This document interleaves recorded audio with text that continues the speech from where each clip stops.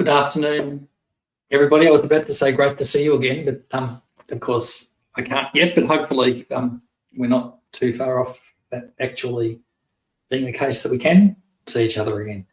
I hope everybody's been well over the last few weeks. So we'll begin our Path to Enlightenment session as usual with the prayers. And we'll do all of the prayers in English only, except for the prayer of praise to Shakyamuni Buddha and the Refuge and Bodhichitta prayer, which we'll do in both Tibetan and English. So beginning with the prayer of praise to Shakyamuni Buddha.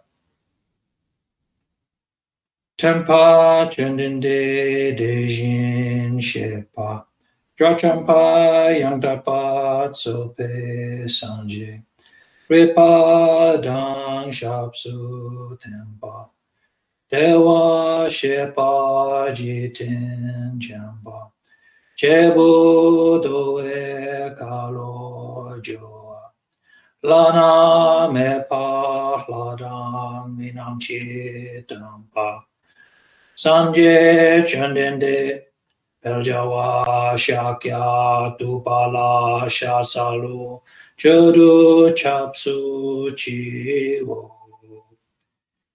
Teacher, Bhagawan, Tathagata, Arhat, perfectly pure and complete Buddha, all-knowing, having poise, Sugata, apprehender of the world, navigator of beings to be subdued, incomparable, teacher of gods and humans, to the Buddha, the Bhagawan, the glorious conqueror Shakyamuni, we prostrate, make offerings, and go for refuge.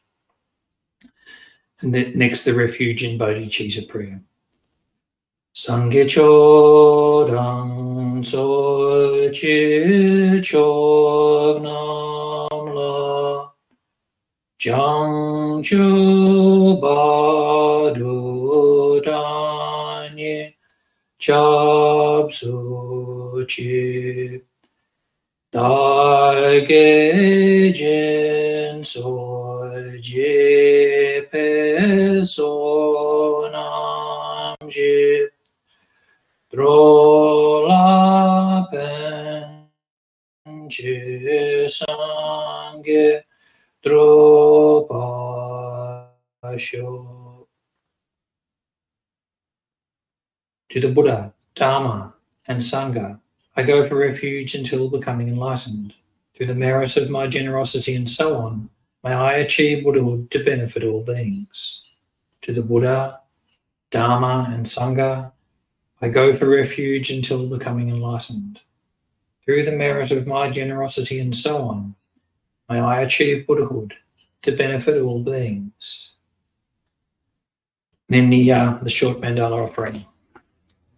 This ground, anointed with perfume and strewn with flowers, Mount Meru, the 4 continents, adorned with sun and moon, imagined as a Buddha land and offered thus, may all beings enjoy such pure lands. Next, the 7-limbed prayer. I prostrate my 3 doors with a mind of respect and offer all actually arranged and mentally emanated offerings. I reveal all the downfalls and negativities that I have ever collected and rejoice in the virtues of individuals and superiors. Please remain perfectly abiding until samsara is no longer seen. I request you to turn the vast and profound wheels of Dharma. I dedicate the virtues of myself and others to the great enlightenment. Next, the prayer of the lineage of gurus, reflecting on the fact that our own ability to practice, meditate on, and study the Dharma in this age is dependent on the lineage of teachers from Guru Shakyamuni Buddha, who taught 2,600 years ago, through the lineage of great teachers down to our own spiritual teacher. Body born from a million magnificent excellent virtues, speech fulfilling the hopes of infinite beings, a mind that sees all objects of knowledge precisely, I bow my head to the chief among the Shakyas. Supreme sons of the incomparable teacher, carrying the load of all the conqueror's deeds by their emanations appearing in countless realms, I prostrate to Maitreya and Manjushri. The mother of conquerors is difficult to fathom. The precise thought is in commentaries written by Jambudvipa's ornament, Nagarjuna and Asanga. I prostrate at the feet of those most renowned in the three realms. From these two great chariots come the excellent lineages of the paths of profound view and vast deeds, their essential points gathered thoroughly and without fault. Prostration to the lamp, holding this treasury of instruction. Giving explanation through compassion, by seeing precisely and completely the essential points of all paths of Sutra and Tantra, holder of the conqueror's entire holy Dharma, prostrations to the glorious Vosanghopa. I, seeing all the infinite teachings, supreme way of crossing for those entering the journey's liberation, moved by compassion to deeds skilled in method, prostrations to the spiritual masters who make everything clear. And the great treasury of excellence, the pair of the path to enlightenment. Again, reflecting that each verse of this prayer sets out one of the steps of the path to enlightenment, and that if we're familiar with it, then this can be a meditation on the whole of the path to enlightenment. So it's good to reflect actively and mindfully as we go through each of the verses. The kind master is the basis of all qualities, and proper reliance is the root of the path. By seeing this excellence and through much striving, bestow blessings to be devoted with great respect. This gentle support of freedom, obtained this one time, is most difficult to achieve. Knowing its great value gives rise to a mind seizing its essence constantly day and night. Bestow blessings to generate this continuum unceasingly. It is like a bubble in water, this constantly moving body and life. Thus remember the swift collapse of death. Beyond death, like body and shadow, white and black karmic results follow after. By gaining firm certainty in this, the mass of fault, subtle and very subtle, are abandoned, and the accomplishment of all virtuous collections completed. Bestow blessings to ever retain conscientiousness. The qualities of samsara are unfit to be trusted. The door to all suffering, do not be content with these enjoyments. By knowing its defects, bestow blessings to develop a great aspiration for the bliss of liberation. By that pure thought, great conscientiousness is drawn forth, and mindfulness and awareness of the individual liberation, the root of the teachings. Bestow blessings to make this the essential practice. Just as I myself have fallen into samsara's ocean, all living beings as mother are also like that. By seeing the responsibility for the liberation of beings, bestow blessings to be trained in supreme bodhicitta. However, by merely generating the mind, if not acquainted with the three aspects of ethics, enlightenment will not be attained. By seeing this excellence, bestow blessings to train with strong effort in the vows of conqueror sons. Pacifying distraction toward perverse objects by way of proper analysis of the perfect meaning, bestow blessings to swiftly and continuously generate the path related to the union of calm abiding and special insight. Thus, becoming a vessel trained in the common paths, into the Vajrayana, supreme evolution of all vehicles, bestow blessings to engage the easy path itself, that sacred way of crossing for fortunate beings. The basic practice for the two aspects of attainment is when guarding the pure vows of commitment is found to be genuine and certain, bestow blessings to protect them even at risk of life. Then, by understanding properly the important points, which are the essence of the two stages of the Tantra classes, bestow blessings to practice according to these holy teachings, with continuous effort in the Supreme Four-Session Yoga. Like that, may the spiritual friend revealing the gentle path and the friends of proper practice stand firm. bestow blessings to quickly pacify the masses of outer and inner hindrances. In all rebirths, may I never be parted from perfect gurus and the enjoyments of the glorious Dharma.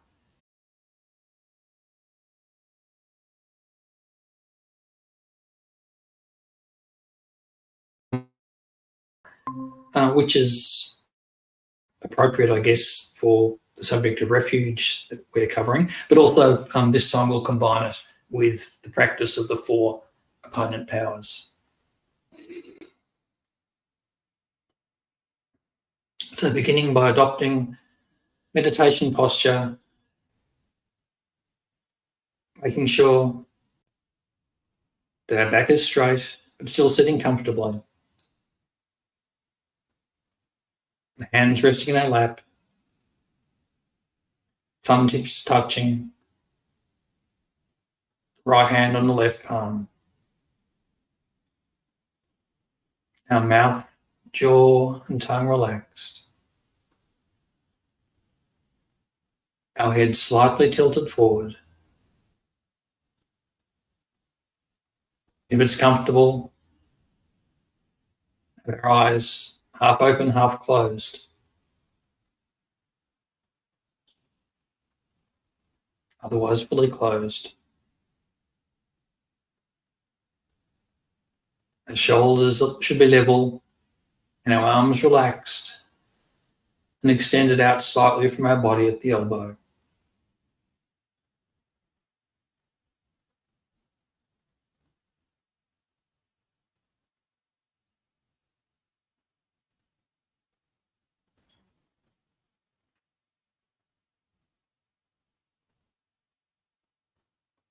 And having set our physical posture, taking a few moments also to set our motivation for the practice. Recognizing that because every moment of mind influences the next moment of mind, there will definitely be some result, some further point in our mental continuum that is shaped and coloured by this time that we spend in meditation.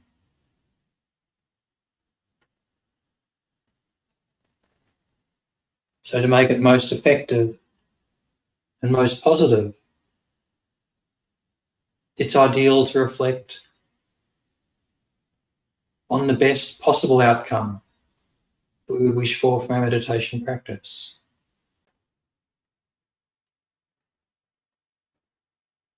Step by step, by influencing, ripening, purifying our mental continuum. We eliminate all negativities, all limitations, all self-cherishing, all confusion, and then we develop all qualities: great compassion without limit, great love without limit, pure superior intention of Bodhichitta without limit,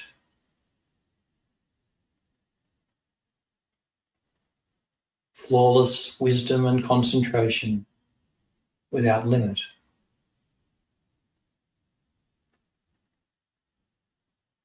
And not only and not principally for our own welfare, but so that we're perfectly able to benefit all the countless living beings who are in the same samsaric predicament that we are in. Equally, urgently, wish to be free from all problems, all sickness, all bad conditions, all worries. Equally wish to have perfect peace, happiness, good health, enjoyment.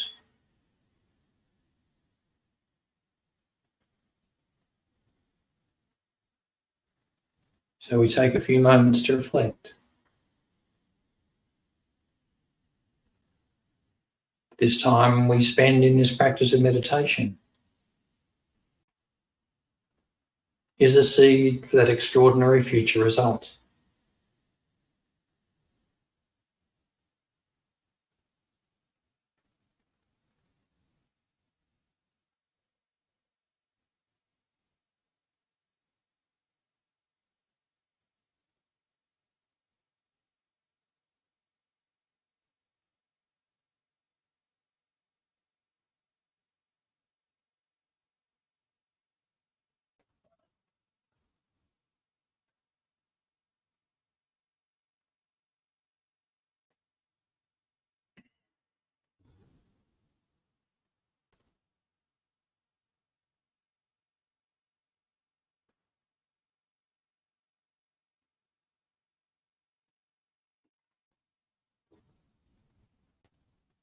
And for a short time, in order to settle and center our mind, we engage in breathing meditation,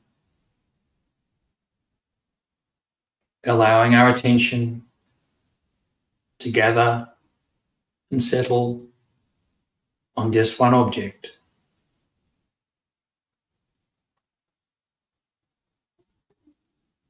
As we quietly observe the natural rise and fall of our breath.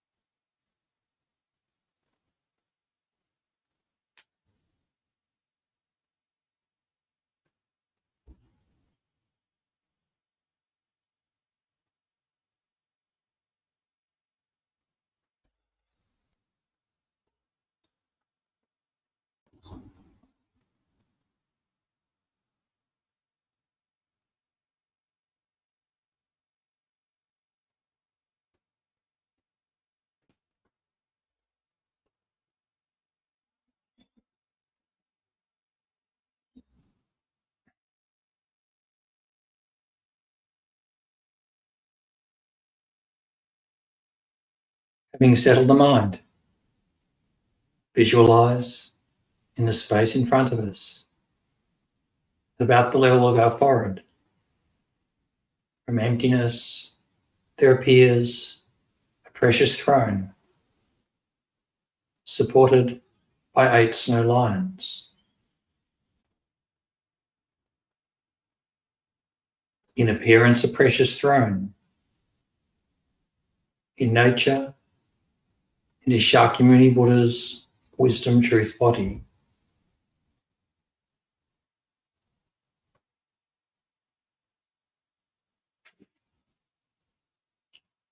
On top of the throne, from emptiness, arises a white syllable palm, PAM. This instantly transforms into a white lotus flower.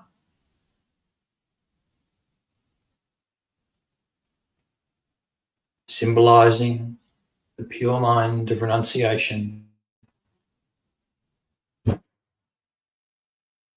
mind that turns away from suffering and its causes.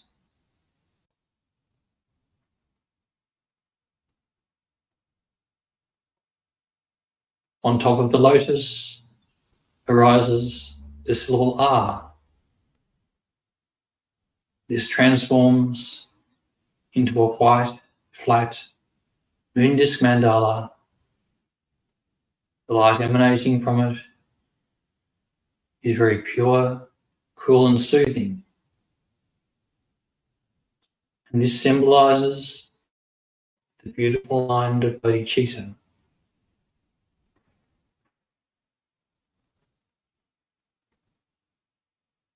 The aspiration for the sake of others to attain complete, perfect enlightenment.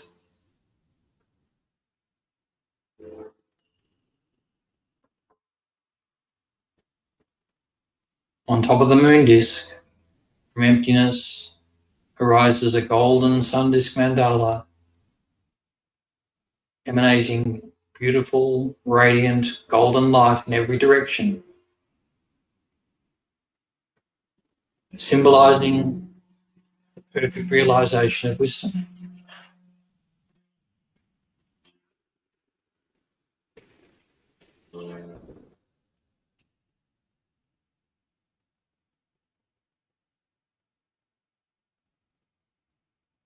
On top of these cushions of lotus, moon and sun, from emptiness arises Shakyamuni Buddha.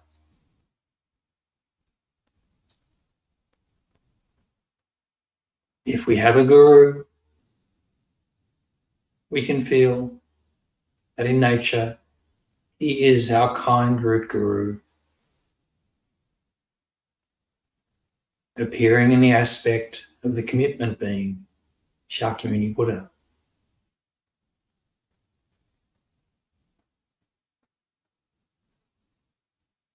He has one face and two arms.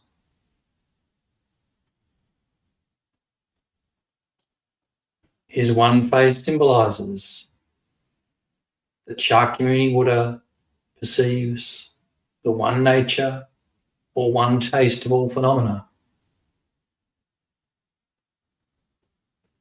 their emptiness of inherent existence.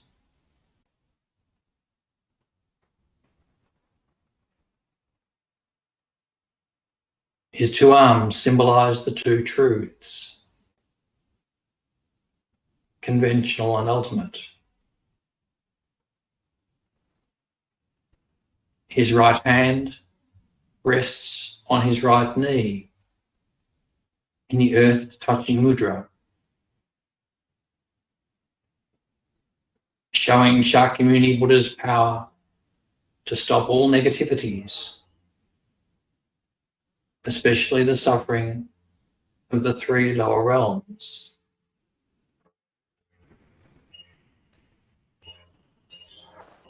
His left hand rests in his lap in the mudra of concentration and holds a bowl of nectar.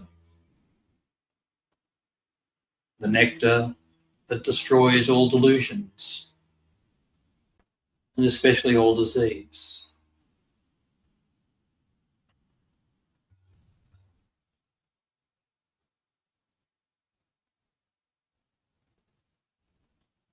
So we can take a moment just to reflect on the visualization so far and stabilize it.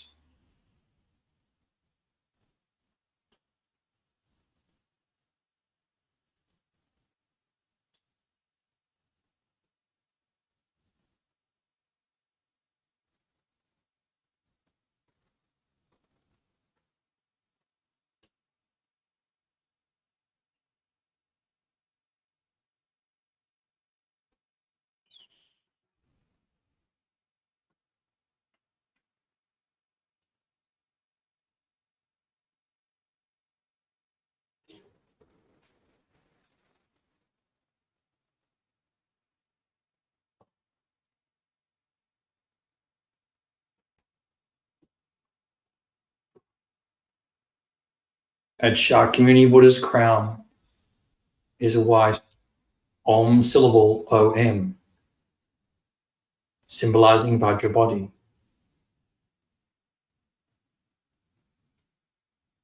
At his throat is a red R syllable AH, symbolizing Vajra speech.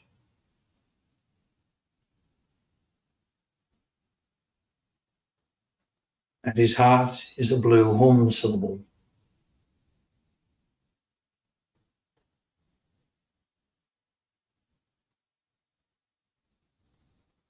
His holy body is golden coloured. Golden light natured like a rainbow.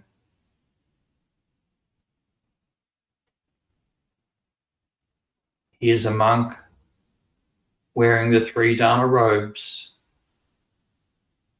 symbolizing his pure ethics.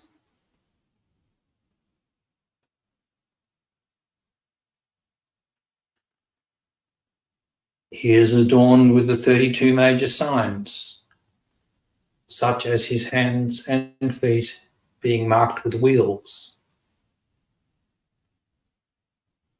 and the 80 minor marks, such as copper-coloured nails.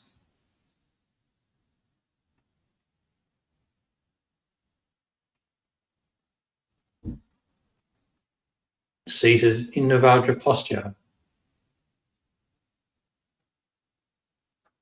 Shakyamuni Buddha emanates countless rays of golden light in every direction.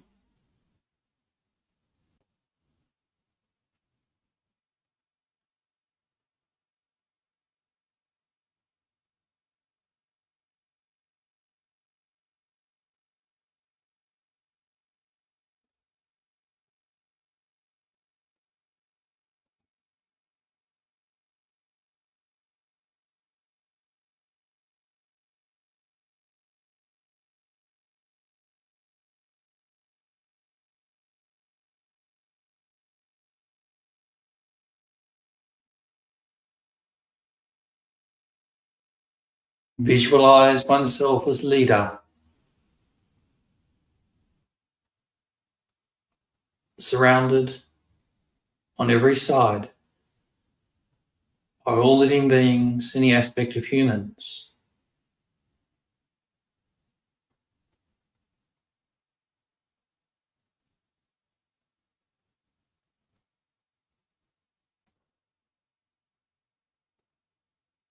Recognizing that, like us, without wish, they experience the faults of cyclic existence.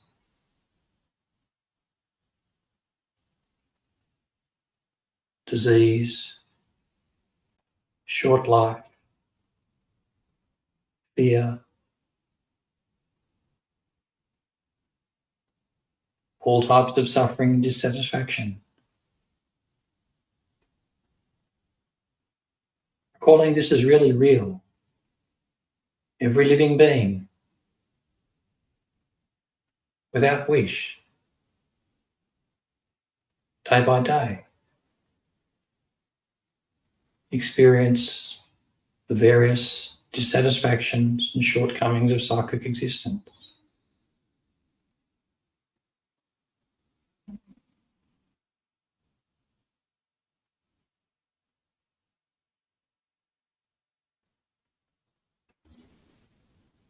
Really recognizing that, we make the following request to Shakyamuni Buddha.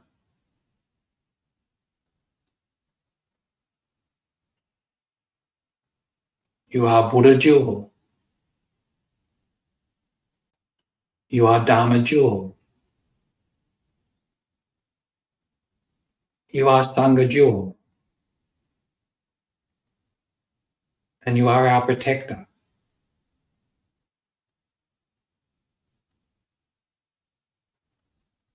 From this moment until we all attain enlightenment, we take refuge in you.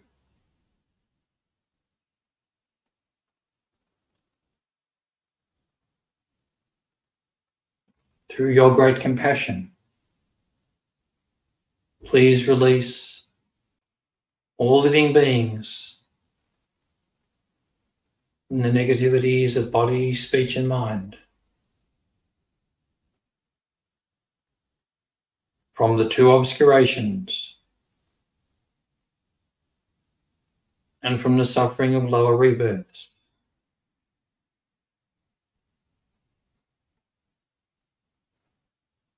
Through your power, please ripen the potential of all living beings, so they quickly attain enlightenment.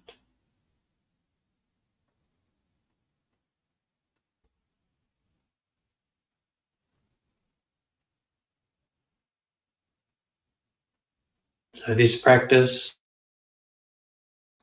taking refuge with Bodhichitta motivation,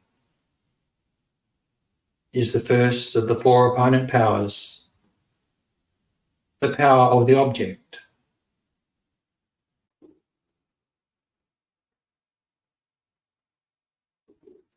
So we stabilize on this motivation for a time.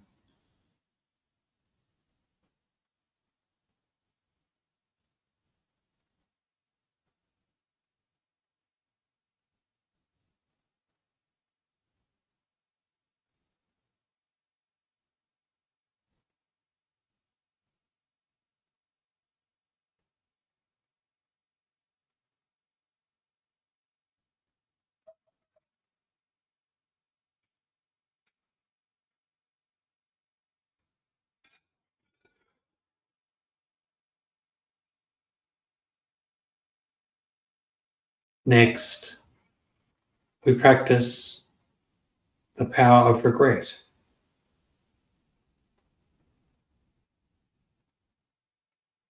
Recalling negative actions we have engaged in the past,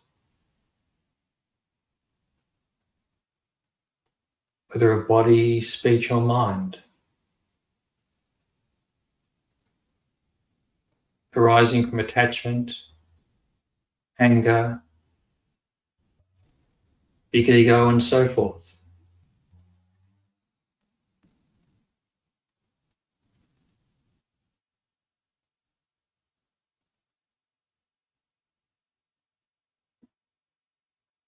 Also negativities of the present, or those that we may create in future.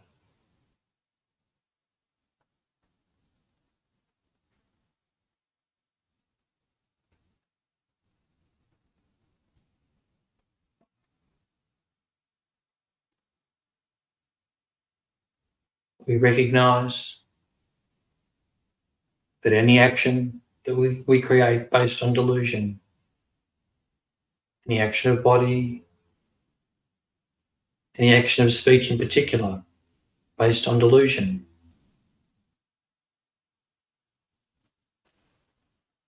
can only cause harm to other living beings who, just like us, never want a moment's harm.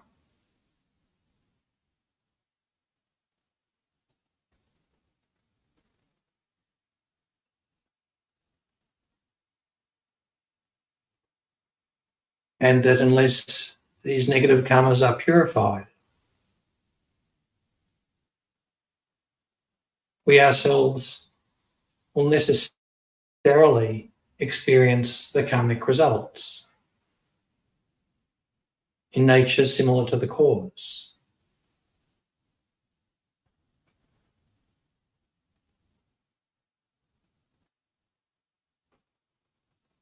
So thinking like that, we regret negativities of body, speech, and mind, of the past, present, and future, the way they have added to the suffering of others, and the way they are the cause of our own future suffering. And develop strong regret.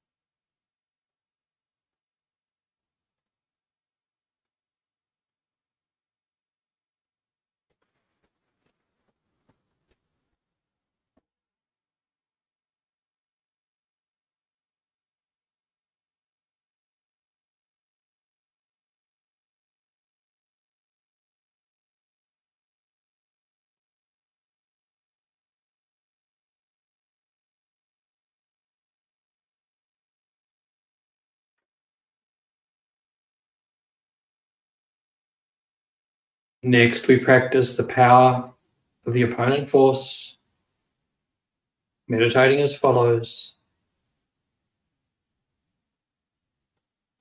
Mentally requesting Shakyamuni Buddha once again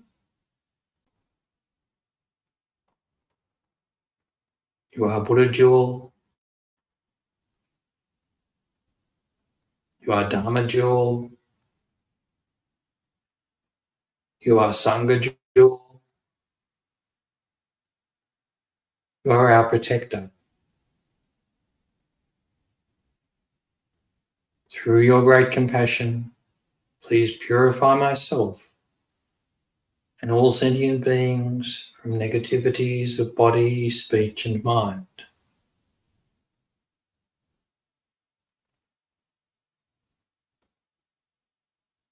And visualize that from Shakyamuni Buddha, from his heart, beautiful, pure, white light and nectar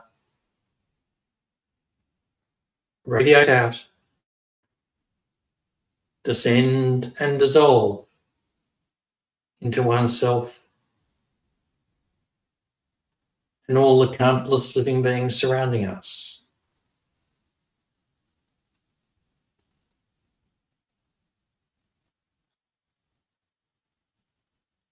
As this pure, white light and nectar touches us, purifies all negative karmas of body, speech, and mind.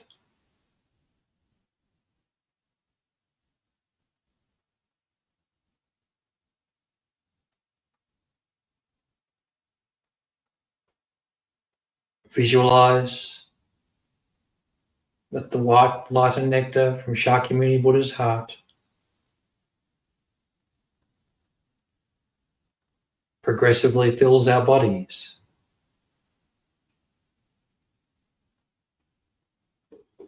So they are radiant, white light natured.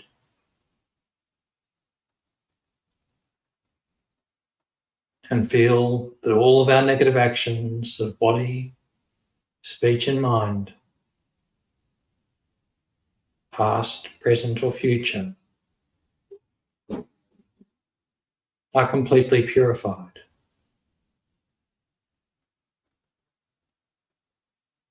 So we meditate like that for a time.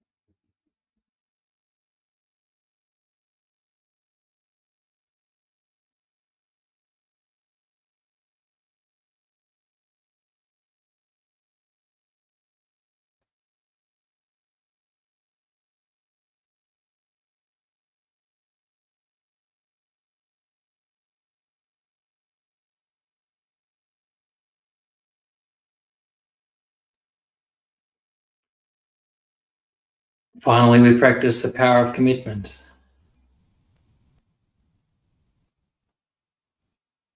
So we can make a commitment to avoid a particular type of negative action or actions in future,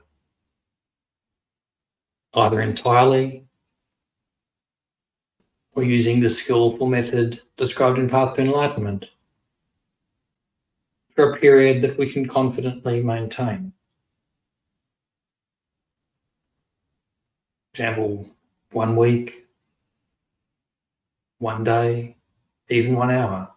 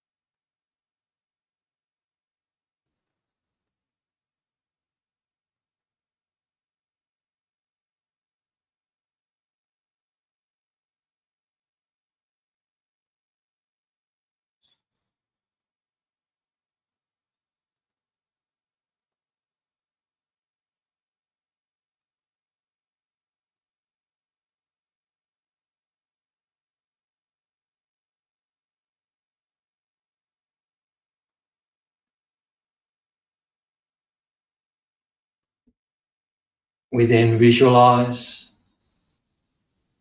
that Shakyamuni Buddha, visualized in front of us, becomes smaller and smaller, collecting into a brilliant point of light that comes to the crown of our head and dissolves into us.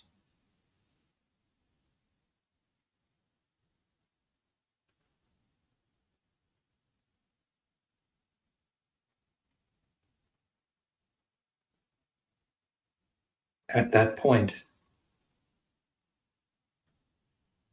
we feel that Shakyamuni Buddha's body and our own body are non-dual.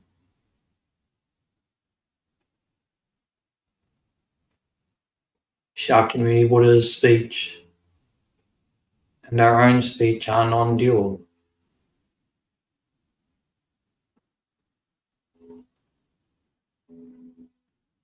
Shakyamuni Buddha's holy mind and our own mind are non-dual.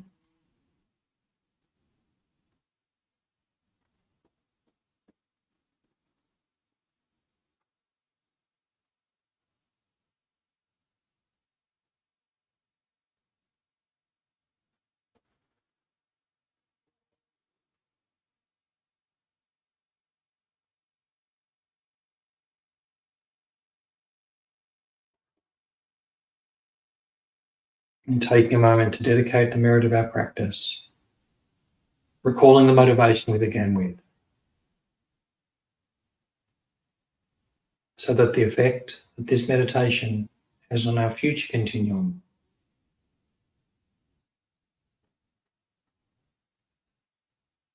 is to bring about release from suffering of every living being without exception, the complete perfection of all their qualities, all their wisdom,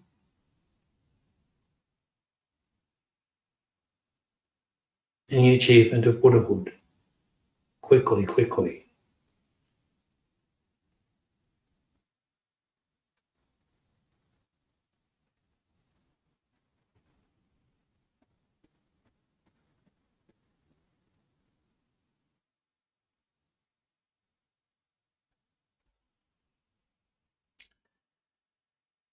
Okay, then we release our attention.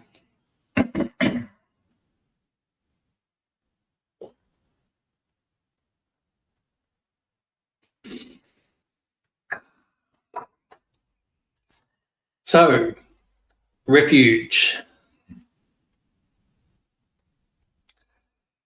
Looking at the outline of chapter 10, and several weeks ago we looked at the outline of this chapter, but on page 277, Geshe gives the highest level divisions of the explanation here. And these four are, firstly, the causes of going for refuge; secondly, the objects of refuge; third, the way of going for refuge; and fourth, having taken refuge, the stages of training. And so we've already covered the first of these, the causes of going for refuge, and we've started going through the explanation of the objects of refuge. And the outline for that section, the objects of refuge, is on page 280. And there are two parts, the first of which is begins on page 280, identifying the objects of refuge, and then the second part that we haven't got, which we're going through at the moment, and then the second part is the reasons that the Buddha is a suitable object of refuge, which begins on page 287, and we'll get to in due course. The first of these subjects, sub-subjects, identifying the objects of refuge, this is really an explanation of the three jewels of refuge, the Buddha, Dharma, and Sangha. And of these, we've begun the explanation of the Buddha Jewel, the nature of the Buddha Jewel.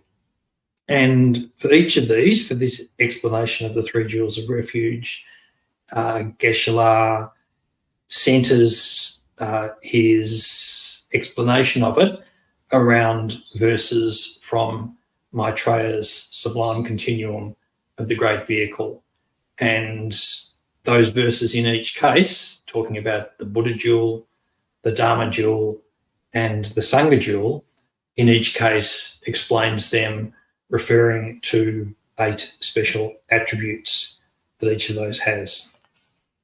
So we've completed the Geshe Loden's explanation of the 8 attributes of the Buddha Jewel, and so we're going through the remainder of Geshe Loden's commentary on the Buddha Jewel, which begins on page 282. And basically there are 3 other subjects that he covers briefly after talking about the 8 points from Maitreya's verse. So the first of these, beginning on page 282, relates to the fact that a Buddha is free of obscurations. And the obscurations that the Buddha is free of fall into 2 main categories: the obscurations to liberation and the obscurations to omniscience. Geshe Loden explains that the obscurations to liberation that a Buddha is completely free of are of 2 types, karma and delusion on the one hand, and the gross habits of ignorance. And because a Buddha is free of these obscurations to liberation, a Buddha is no longer bound by any positive or negative karma and is free from all delusions and from any gross habit of grasping at inherent existence, which would be the basis of gross delusions. So again, Geshe Loden's explaining this not for academic reasons, and we're not going to have to do an exam on this. He's explaining it because as he suggests later, that by engaging in the wisdoms of listening, thinking, and meditation on this subject, we gain a real and genuine understanding of refuge. It's difficult to practice refuge thoroughly, correctly, and sincerely if we don't fully understand the objects of refuge, if we don't fully understand the qualities of what it is that we're relying on. So we can think about that from the point of view of the obscurations to liberation. It's quite hard to imagine what it would be like to have no karma and no delusion. So if we think about that and try and imagine it for ourselves. So if we had no karma and no delusions, then our lives and our minds wouldn't be so much driven by habit.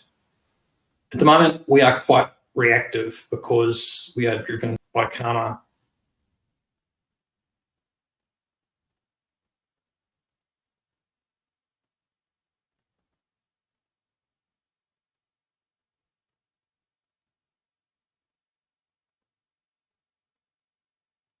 And for example, by things, if they're criticizing us, if they're treating us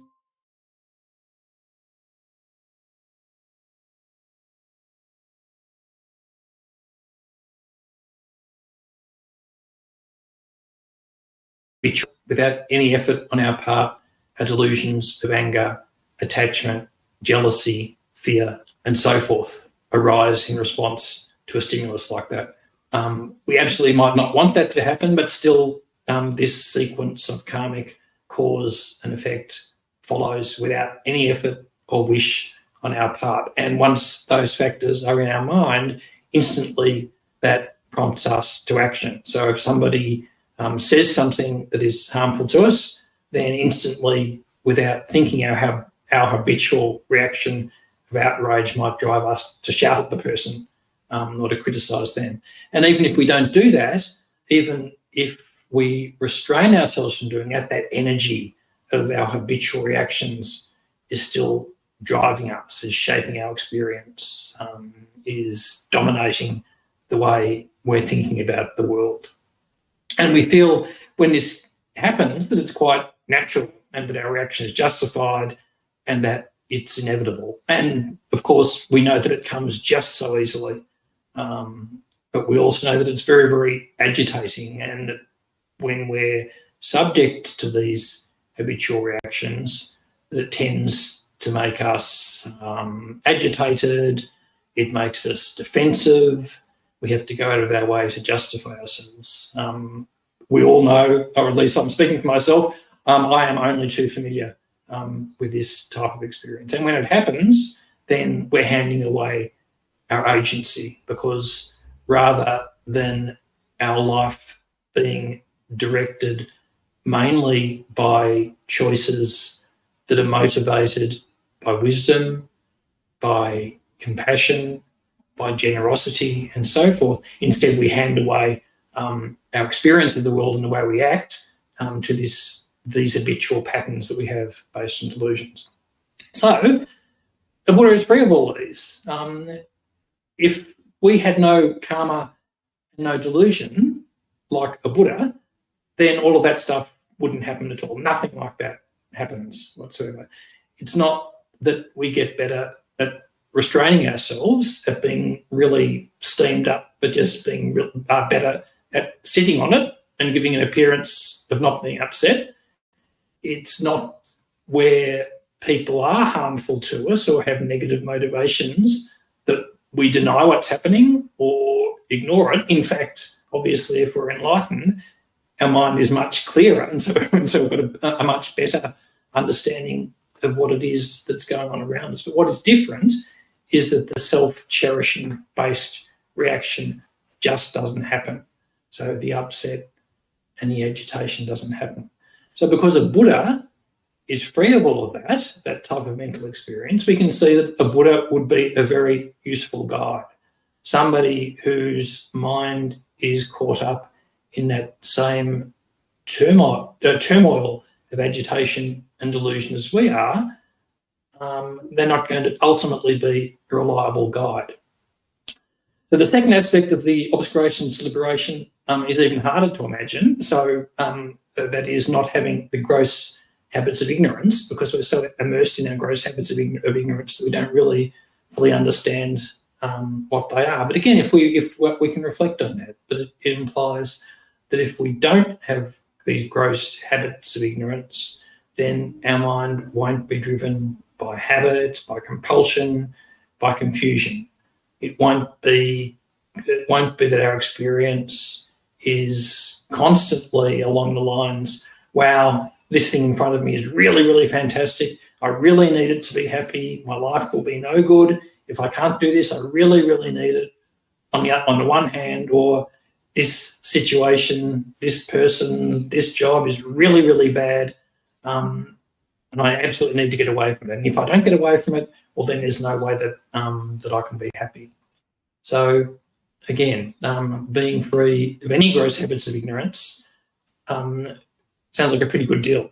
But in particular, when we're talking about refuge, we can understand the way that a being that doesn't have this mental pattern is going to be a reliable guide. And bear in mind the Buddha is the source of refuge, why a Buddha is a reliable source of refuge.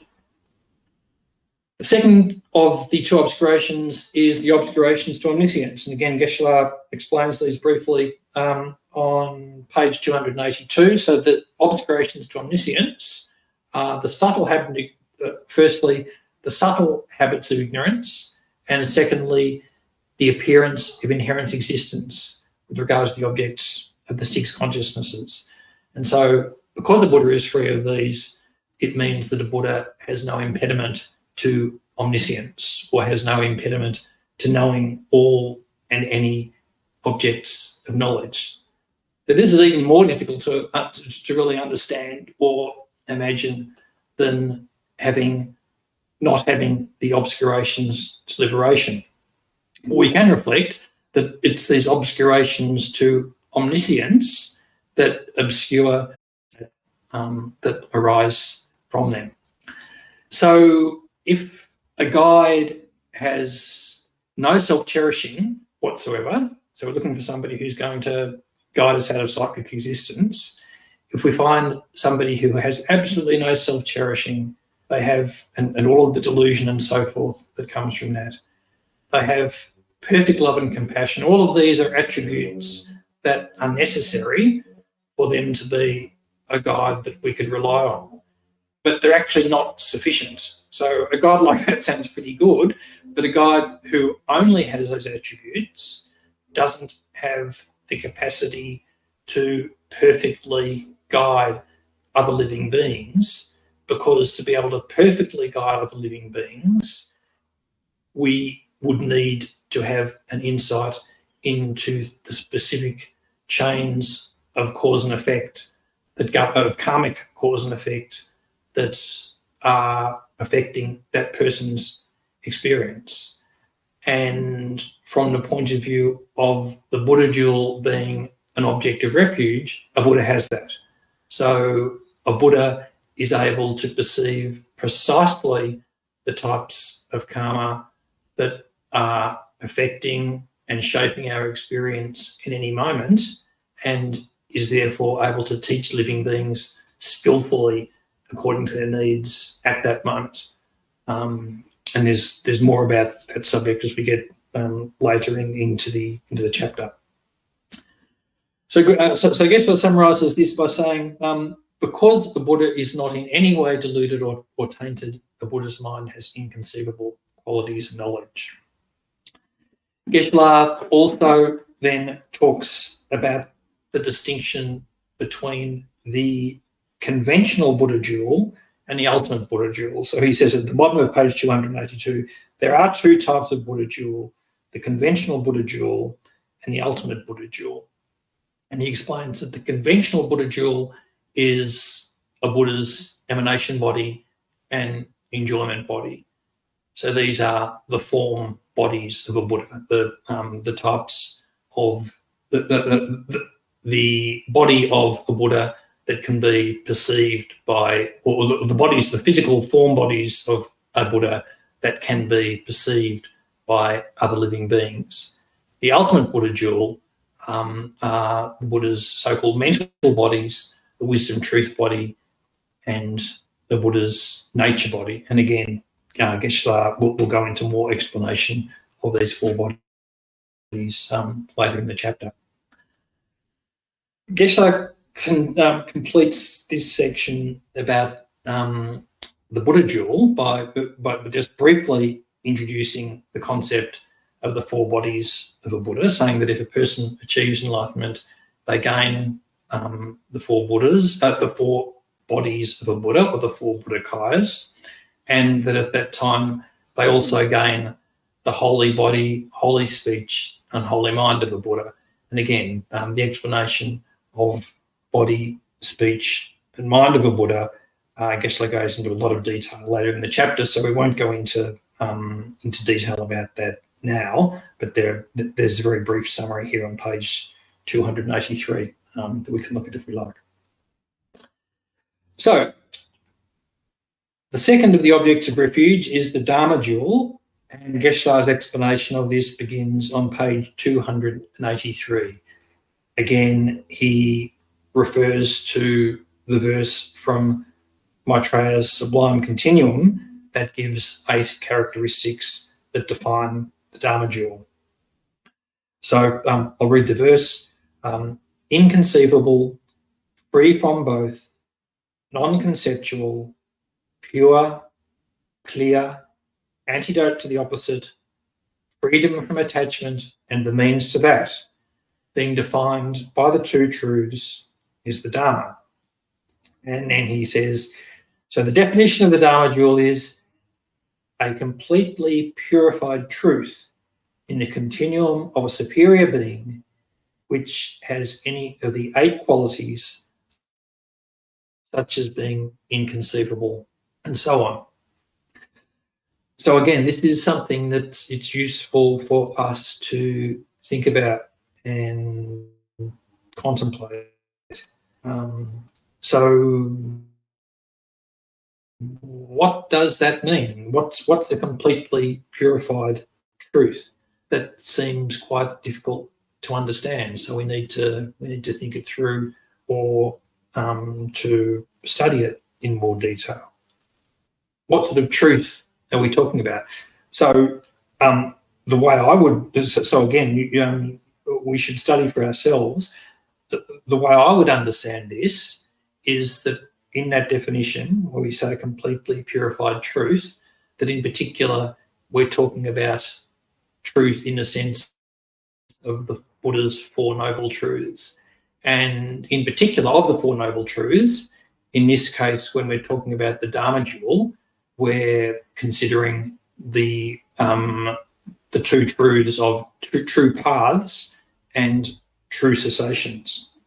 And the reason for that is that Geshe actually equates Dharma with the Dharma Jewel with these two truths. He says this at the bottom of page 283 and at the top of page 284. The Dharma is both the cessation of suffering and the path leading to the cessation of suffering. When the Dharma is referred to in the context of refuge, it is these last two noble truths, true path and true cessation. So my guess would be that that's what truth in that definition, that's what truth is getting at, but you check for yourself. So it's a completely purified truth, and again, we need to think about what that means. How would one purify truths, or generally, or true paths, true cessations in particular? Maybe it's implying that these are pure by nature rather than that they are something that is purified. But again, this is something for us to study. The other point from that definition is that it's a completely purified truth that is in the continuum of a superior being. So a superior being, what that's referring to specifically is an Arya, that is a person who has achieved the path of seeing or the path of insight as a result of direct perception of the emptiness of inherent existence of self and phenomena. Also, because it's a purified truth in the continuum of a superior being, the Dharma Jewel is in some way related to mind.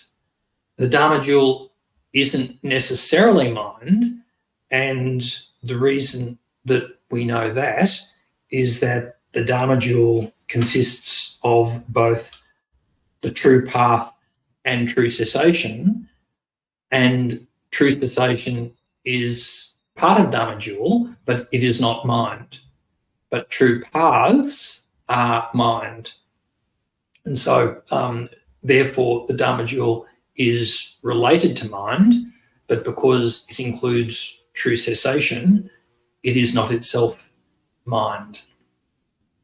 True path is a type of mind, so we can talk about path in an abstract or general sense. So we can talk about the practice of the path to enlightenment, for example. So the things that are taught in Geshe Loden's book. But here, when we're talking about true paths, we're talking particularly about the states of mind that we generate as a result of practicing the various stages of the path, and that are antidotes to delusions, and in particular, ultimately, the direct perception of emptiness. So I guess it also says at the top of page 284 that when we practice and meditate each day, then we receive some cessation of suffering. And so to that extent, we have the Dharma Refuge. So Geshe Loden then goes through each of those 8 attributes from the verse on page 284. The first 3 of these 8 relate to true cessations. The next 3 relate to true paths, and the last two of the 8 relate to both true cessations and true paths. The Geshe says the Dharma Jewel, firstly, is inconceivable. And it's inconceivable in that the true cessation, which we're talking about here, it's the object of meditative equipoise of only a superior being, and it's completely beyond the concept of any ordinary being. So we can develop some type of imagination of true cessation or liberation, and ultimately we can experience that by practicing the path, but with an ordinary mind, we're incapable of really understanding what a true cessation of suffering, the true cessation of delusions and obscurations, of what that would really be like. The second is free from both. And Geshe says that what that's saying is that the both that a true cessation is free of is either or both contaminated karma and delusion. So as we've talked about at the moment, as ordinary beings, all of our experience is mixed, driven, conditioned by karma and delusion. Our rebirth state is driven by karma. This has happened since beginningless time. It will continue to happen until we're able to eliminate the basis of karma. When we have realised the Dharma Jewel, then this is no longer the case. We're free of contaminated karma and delusion once we have achieved the true cessation. It's non-conceptual, and this is another one that it's useful to think about. So Geshe says the Dharma Jewel is non-conceptual, and here we're talking about a true cessation, in that a true cessation is free, in that the true cessation is not superimposed by way of concept because it is not a mind. So this comes to back to the point we just covered, that a true cessation itself is not a mind. And there are various ways that we can understand that, but at a basic level, or one type of logic that can be used to get at that is the fact that mind is a positive phenomenon or an affirmative phenomenon, in the same way that common objects like house, cat, person are positive or affirmative phenomena. That is, those phenomena are not known by negating something else. So they're contrasted to negation phenomena, such as, for example, rather than house, cat, person, non-house is a negation phenomenon. It's known only by negating the object house and so forth, with non-cat, non-person, and so forth. A cessation is also a negation phenomenon because it's the negation of something. It's the negation of suffering. It's the negation of the continuation of suffering. Mind, however, because mind is a positive phenomenon and not a negative phenomenon, then it cannot be a cessation. So maybe the point again, we should do analysis. Maybe the point that Geshe is making here in saying that it is not superimposed by way of concept because it is not a mind is that a true cessation isn't an idea. It isn't something that depends on developing an intellectual understanding or an imagined framework, and that follows from the fact that true cessation is actually related to the nature of mind. It's not fabricated, it's not artificial, it's not reasoned out. It's the nature of the mind, as it always is at its deepest nature. So then we get on to the next 3 of the 8 attributes, and these ones are all talking about true paths rather than true cessations. So the next is pure, because a true path is pure of delusions, and so forth. That's reasonably self-explanatory. A true path, and again, remember we're talking about a mind, it's clear because it perceives both conventional truths and ultimate truths. It's also, a true path is antidote to the opposite, and Geshe says, because that reflects the fact that a true path is the antidote to the three poisons, to the delusions. So the true path that is the realization of the emptiness of inherent existence of all phenomena, for example, that is the antidote to our root delusions of anger, attachment, ignorance, and so forth. The seventh one, freedom from attachment and the means to that. Geshe says that the first one, freedom from attachment, is talking about true cessation, and the means to that is referring to true path, or the path of cessation. That is the means to achieving the true cessation, and being defined by the two truths is the Dharma. So the last two of the Four Noble Truths, true cessation and true path, these are the Dharma Jewel. Geshe also, as with the Buddha Jewel, Geshe explains the conventional Dharma Jewel and the ultimate Dharma Jewel, and he says that the conventional Dharma Jewel is referred to as the 12 branches of the Buddha's doctrine, but that this is not the actual Dharma Jewel. So the 12 branches of the Buddha's doctrine is a way of talking about the Buddha's teachings generally.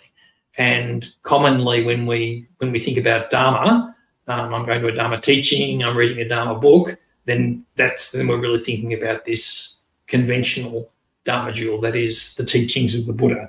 And under one classification, these are grouped into 12 different branches referred to as the 12 branches of the Buddha's doctrine. But this, contrary to the way we often think about it, this is not the actual Dharma Jewel. The ultimate Dharma Jewel is the true cessation and the path of cessation. And this ultimate Dharma Jewel is also the actual Dharma Jewel. So what we're really taking refuge in, what will ultimately liberate us from cyclic existence, is the actual cessation of suffering that we realise, that we achieve within our own continuum by practicing the path of cessation. That's ultimately what we take refuge in. And the conventional Dharma Jewel, the Buddha's teachings, the 12 branches of doctrine and so forth, they show us how to practice that path of cessation to generate the minds that form true paths, and it will ultimately lead to the cessation of suffering. Geshe then talks on page 285. Then Geshe does the same thing with his explanation of the Sangha Jewel, again beginning with the verse from Maitreya Sublime Continuum. The 8 characteristics: by reason of purity, perceiving as it is, all that is, and the inner realization of both, the assembly of the wise, irreversible ones are endowed with unsurpassable qualities. The Geshe summarises that by saying the Sangha Refuge is a superior being possessing any of the 8 good qualities of realisation and freedom. And again, he explains, as we said before, superior beings are Aryas, that is, they are those who have attained the path of insight, or the path of seeing as it's sometimes known, and who have gained the realisation of the non-self-existence or non-inherent existence of both the person and phenomena. The Geshe doesn't give so much commentary about the Sangha Jewel. We can refer to other texts, and you can also, in particular, we can look at texts that are commentaries on Maitreya's Sublime Continuum for more. But he does go through the 8 qualities in the same way as he does for Buddha Jewel and Dharma Jewel and explains them. So the first, perceiving as it is refers to a superior's direct perception of ultimate truth. So a superior being or an Arya, by definition, is somebody who has at least achieved the path of insight or seeing, and therefore they have the direct perception of ultimate truth and have removed some or all of the obscurations to liberation, depending on which path they've realised. And what that means is that a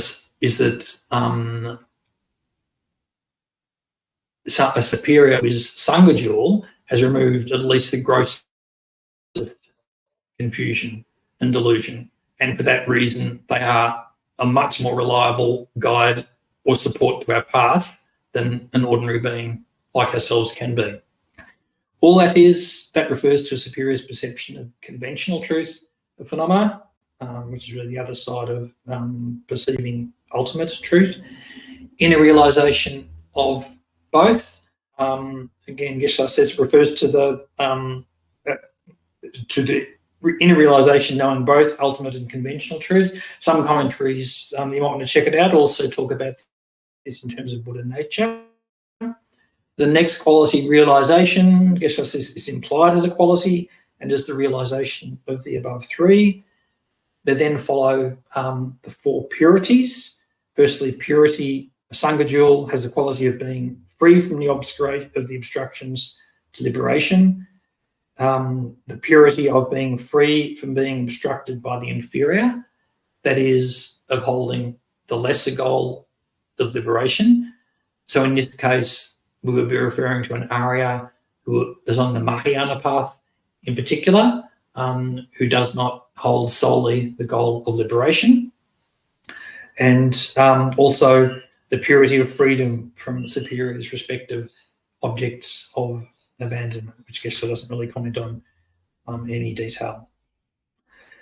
Geshe, from the point of view of conventional the conventional and ultimate Sangha Jewel, Geshe explains that conventional Sangha Jewel is a superior being.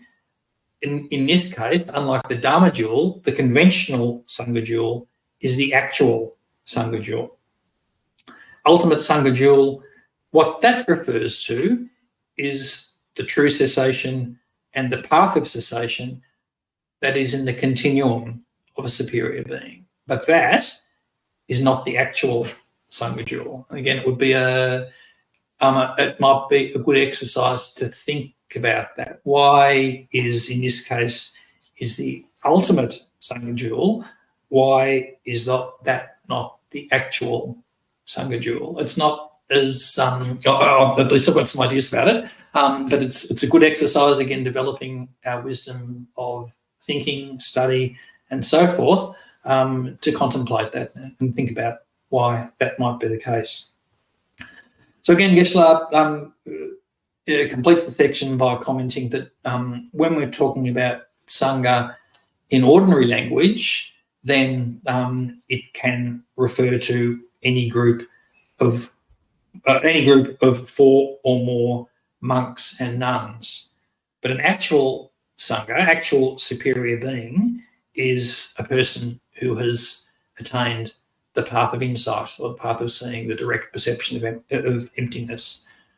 So he comments that who is real Sangha is not determined by their gender, it's not determined by their race, it's not determined by their ordination, it's not determined by their wealth, how charismatic they are, doesn't depend on how many followers they have on Instagram. What the actual Sangha Jewel is a superior being that has realised the path of seeing or the path of insight. And for that reason, it's difficult for us ordinary beings to know who is or who is not actually Sangha, because we can't see other people's realisations. We don't know who has perceived emptiness directly. And I guess there are also comments that there are realised superiors both among ordained and lay people. And he gives the examples of Milarepa, Marpa, and so forth as lay yogis who were also Sangha, having directly achieved the realisation of emptiness. Also, particularly in the West, colloquially, the term Sangha, as we know, sometimes that's used just to refer to the community of fellow practitioners. So we at the Tibetan Buddhist Society who come regularly might describe our community as Sangha. So that's different from the traditional meaning, and it's not consistent with the actual technical definition of Sangha Jewel. So the group of the community of practitioners isn't Sangha Jewel, but we can use that term just as a matter of general expression to refer to the Sangha. So Geshe Loden completes the section by commenting that it's these three jewels of refuge that are the reliable guide to removing our suffering. Buddha is the principal object of refuge because Buddhas expound the teachings of Dharma. Dharma is actual refuge as it's the Dharma realizations that bring the cessation of suffering. And as we've seen, Dharma Jewel itself is the cessation of suffering, as well as being the path to cessation. The Sangha, superiors, are the helpers who can aid us to actualise the Dharma refuge. And Geshe Loden gives the well-known analogy of Buddha, Dharma and Sangha as being like doctor, medicine and nurse. And in this example, it's our delusions, the basis of our experience of psychic existence is like a disease that is the cause of all our problems, misery and so forth. The way that we remove our disease of delusion is by realising Dharma, by practising and meditating on the conventional Dharma Jewel. So Dharma, the path of cessation of suffering, is like the medicine and is the actual refuge. The Buddha, who shows us the Dharma, is like the doctor, and the Sangha are like a nurse or nurses who help us, support us to actualise the Dharma and to remove our illness of delusions. And it follows from that from this analogy, Geshe Loden makes the point that if we don't practice, then it's like having a disease. And in particular, if we have access to Dharma teachings, we've received the teachings of the Buddha, we have had presented to us the methods to practice, and we don't practice it, it's like being in the best state-of-the-art hospital.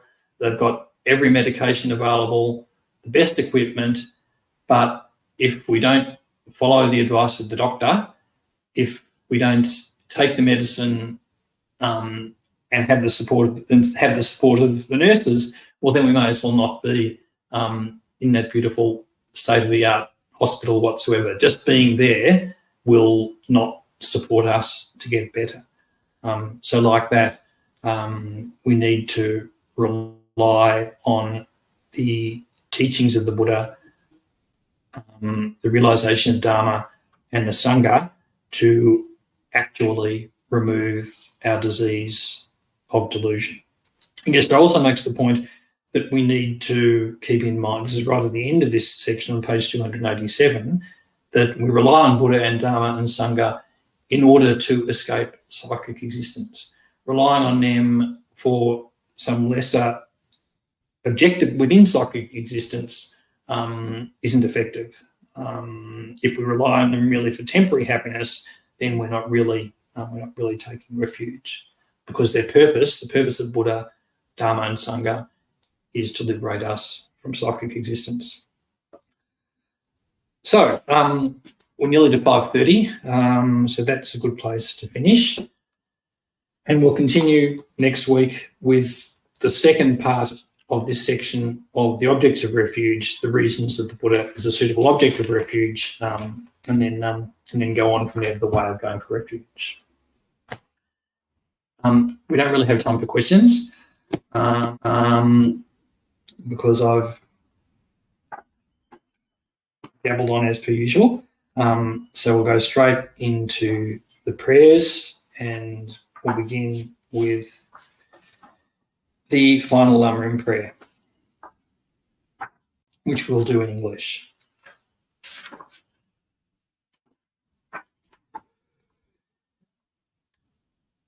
By the two collections, vast as space, amassed with effort for a long time, may I become a chief of conquerors, a guide for all beings whose mind's eye is blinded by ignorance.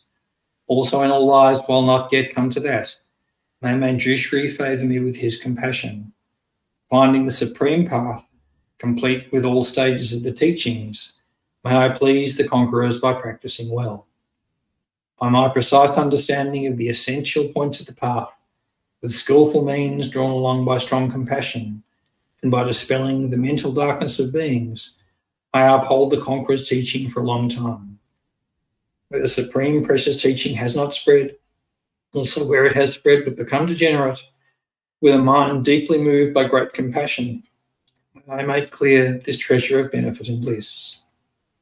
The stages of the path, excellently established by the marvellous deeds of the conquerors and their sons, give glory to the minds of those aspiring for liberation. May the conqueror's deeds be long preserved.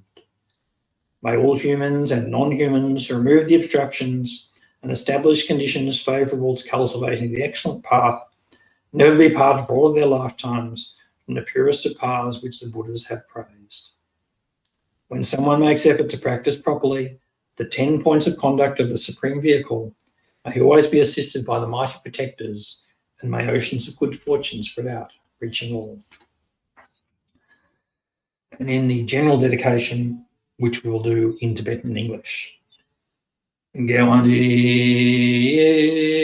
che bokan sonam yeshe zogzojin sonam yeshe lejo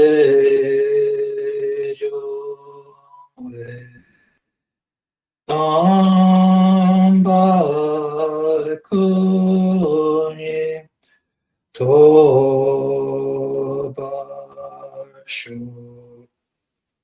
By this virtue, may all beings complete the collections of wisdom and merit, and attain the two holy bodies arisen from wisdom and merit. Jangju sem chogrim boje ma che panam che jo che panyamba me ba ye Gong ne gong du pel ba shu. May the precious superior mind of enlightenment be generated in those who have not yet generated it, and not decrease in those who have developed it, but increase continuously. So thanks very much, everybody. If anybody does have any questions, as we talked about before the break, probably a good idea to send them through beforehand, because that way I can give them a more considered answer, and also because we tend to be, as with today, a bit pushed for time. But if I know this is a specific question, then I'll make allowance for it. So thank you again. Have a wonderful week, everybody, and hopefully see you all soon. Bye.